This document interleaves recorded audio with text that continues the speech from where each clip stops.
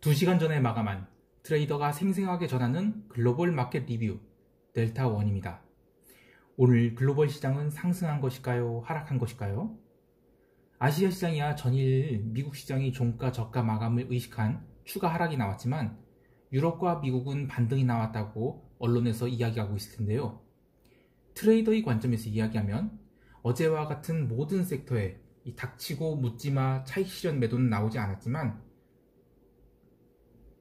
시장을 당겨 올리는 그런 매수 주체는 없었기 때문에 글로벌 시장은 이 장중에 숏 포지셔너들이 사라져서 나타난 이 자율 반등이었을 뿐 상승이라고 보기는 어렵다고 봅니다.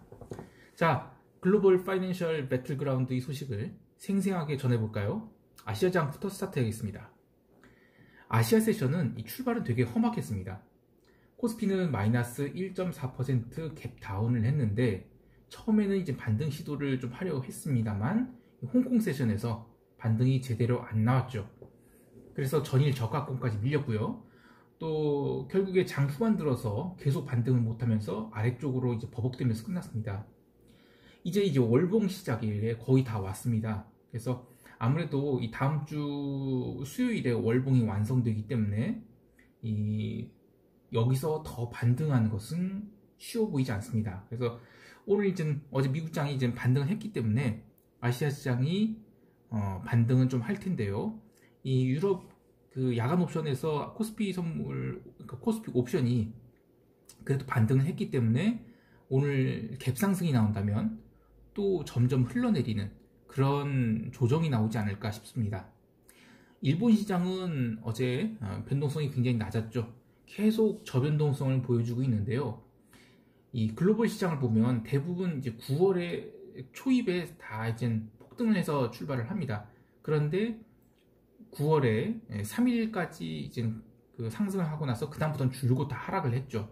그래서 8월의 상승분을 전부 다 이제 하락으로 마감시킨 게 지금 9월입니다. 그런데 일본은 8월에 오른 게 없습니다. 그러니까 9월에 빠진 것도 별로 없는 겁니다.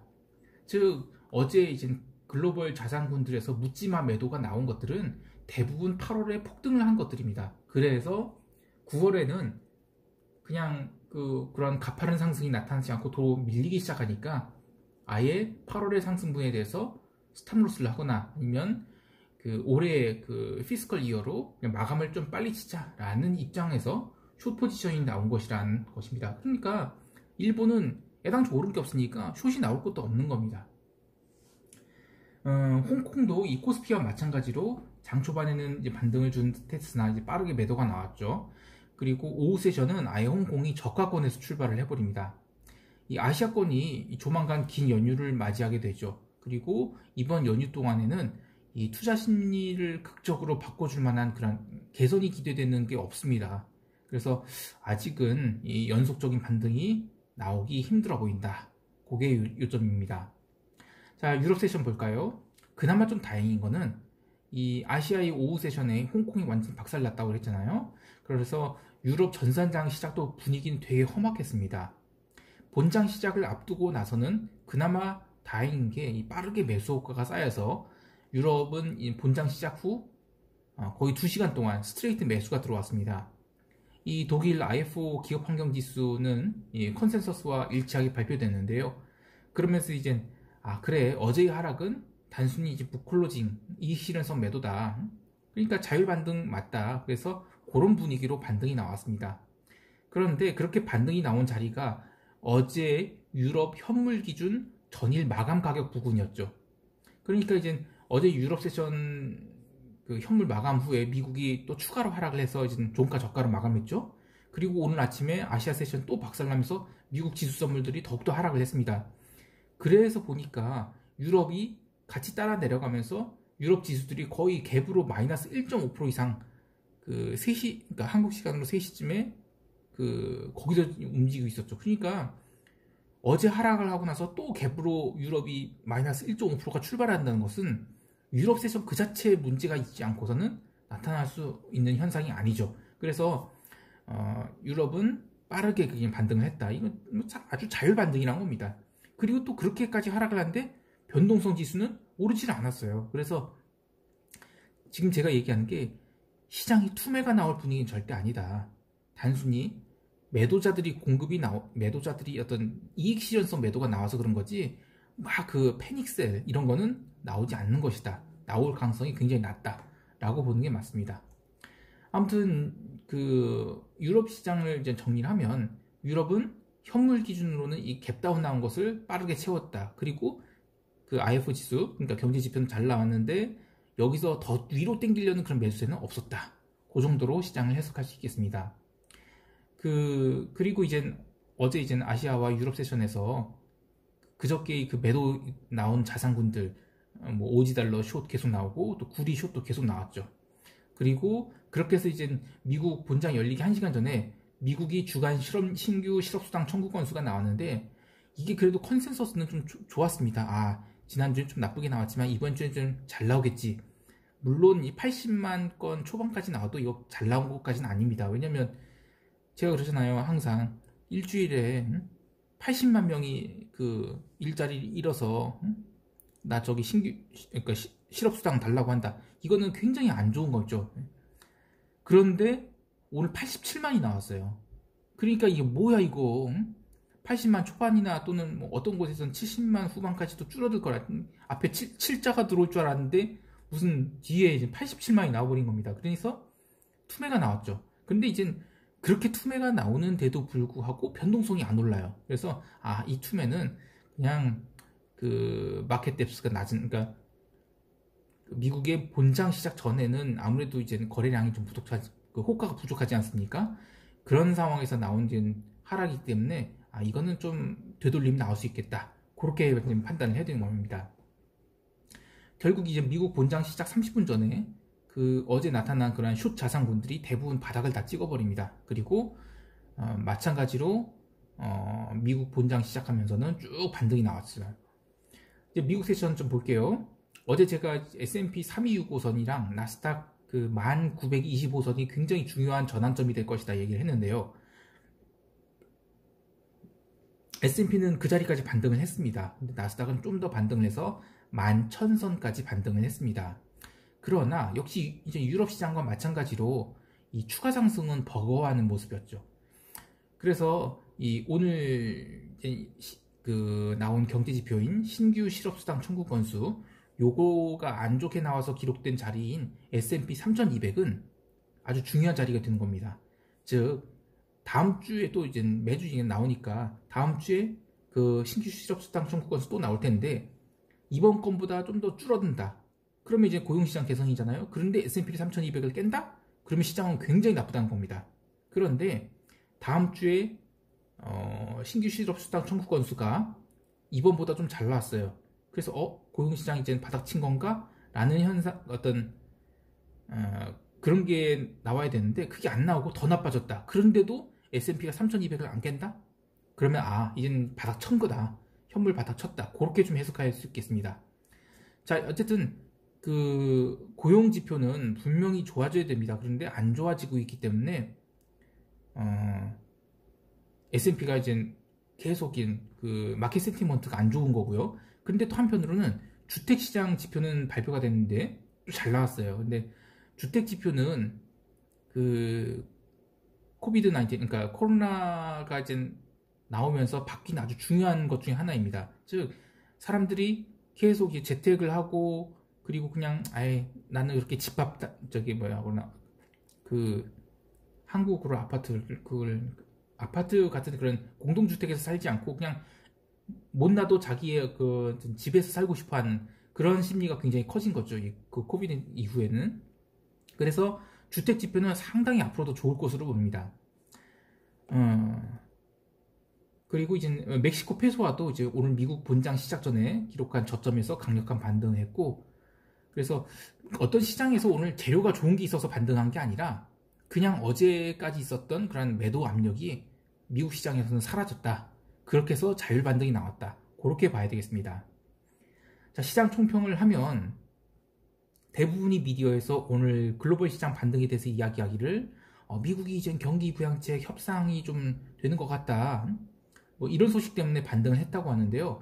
저는 그런 얘기 일체 안 하죠.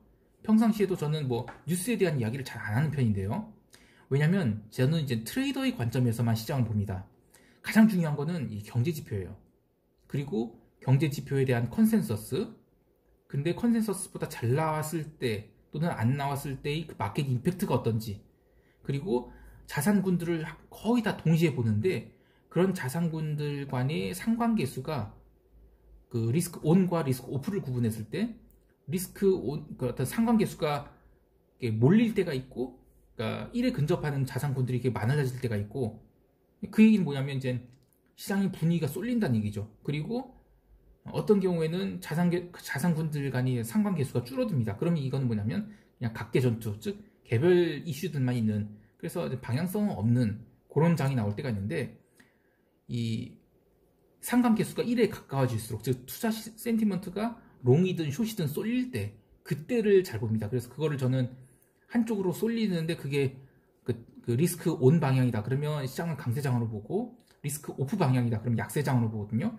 그런데 그 약세장으로 갈 때도 바로 이렇게 전환되는 게 아니라 뭔가 이제 심리가 흔들리기 시작하면서 약세장으로 전환되는 거죠. 그리고 약세장으로만 간다 해도 반등도 굉장히 세게 나옵니다. 그런데 지금 장은 여전히 저는 강세장으로 봐요. 단 심리가 좀 꺾인 것 뿐입니다. 그래서 그 심리가 조금이라도 회복된다면 또 반등 쪽 강하게 나올 수 있기 때문에 저는 시장을 그렇게 나쁘게 보지 않고, 또 제가 이렇게 보는 게, 어떤 사람들은 이런 얘기를 해요. 야, 너는 얘기하는 게 너무 주관적인 마켓뷰다. 그리고 인과관계가 너무 없다. 그런 얘기를 합니다. 예를 들면 사실 어제 저는 이제 위험 자산군, 아니 그 어떤 그동안에 그 상승이 좀 있었던 그런 자산군들에 대해서 묻지마 매도가 나왔는데, 어떤 뉴스에서도 그런 이익 실현성 매도라는 얘기를 안 해요. 그냥 무슨 뭐 때문에 뭐 하락했다, 무슨 뭐 미국에 대한 어떤, 그러니까 뭐 페드 의원들이 연준 의장들이 계속, 연준 의장과 뭐 어떤 그런 이사들이 뭐 시장에 대해서 뭐 부정적으로 얘기하고 계속 정부에 대해서 무슨 액션을 촉구하는 그런 멘트를 했다. 그런데 정부가 뭐 계속 교착 상태가 있으니까, 부양책 합의에 대한 교착 상태가 있으니까 지수가 밀렸다? 저는 그렇게 안 보거든요. 그래서 저는 이제 그런 사람들은 그런 마켓 뷰가 또 중요해요. 왜냐면 그렇게 해석이 될 수 있잖아요. 근데 저는 어쨌든 그 트레이더로서 시장 자체에만 집중을 합니다. 그래서 저희 마감 시황이 다른 마감 시황과 차별화가 돼 있을 수는 있지만, 제 이야기도 들어보고 또 다른 사람들의 의견도 들어보셔서 각각의 장점을 취해 보시라는 겁니다. 그리고 저는 이제 이런 시각을 갖게 된 이유가, 제가 이제 트레이더로서 훈련을 좀 오랫동안 받아왔으면서, 그 트레이더들은 이런 거예요. 엄청나게 이 뉴스 플로들이 쏟아집니다. 블룸버그 단말기 보면 이게 이렇게 넘어가요, 막. 그런데 거기서 이제 노이즈를 걸러내는 훈련을 받거든요. 그러니까 시장 그 자체에 집중을 합니다.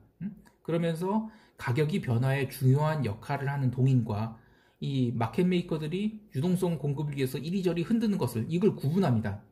그러니까 그냥 잡스러운 뉴스들은 사실 많이 무시를 해요. 뭐 민주당이 재정부양책을 3조를 하든 2조를 하든, 뭐 공화당은 1조 하자, 뭐 1.5조 해야 하다. 결국에는 이런 프로세스 아닙니까? 무슨 얘기냐면 서로 막 극단적인 얘기를 해요. 그러면서 그러한 이야기에 대한 논거를 막 얘기하면서 밀고 당기고 하다가 결국엔 합의를 하잖아요. 근데 그 과정 중에서 시장이 와 좋다 했다가 이게 뭐야 이것밖에 안 돼? 하고 실망하고, 또 그러다가 좀 되는 건가? 오 하고 반등하고, 또 아니다 싶으면 뭐 정부나 의회 탓하면서 뭐 실망하고, 이런 것들은 다 노이즈란 겁니다. 시장 그 자체, 그리고 어떤 이슈가 나왔을 때 그 이슈가 앞으로 어느 정도 얼마만큼의 파괴력으로 영향을 미칠 거냐, 그리고 그러한 이슈들에 대해서 자산군들이 어떻게 반응을 하느냐, 그런 것들만 보는 겁니다. 그래서 그런 거를 보라고, 이제 그런 것에 집중하라고 훈련을 받았기 때문에 저희 시황이 좀 약간 주관적일 수도 있고 또 독특하게 느껴질 수 있는데, 아무튼 그래서 이 트레이더의 시각이란 겁니다.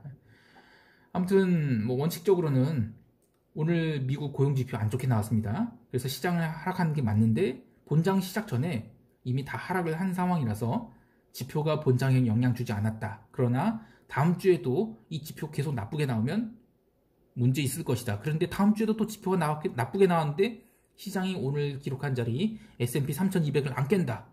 그러면 시장은 강세장이다. 강세로 계속 갈 거다. 그렇게 좀 봐야 되겠습니다. 자, 오늘 하루도 성공 투자하시길 바라고요. 이상 델타원이었습니다.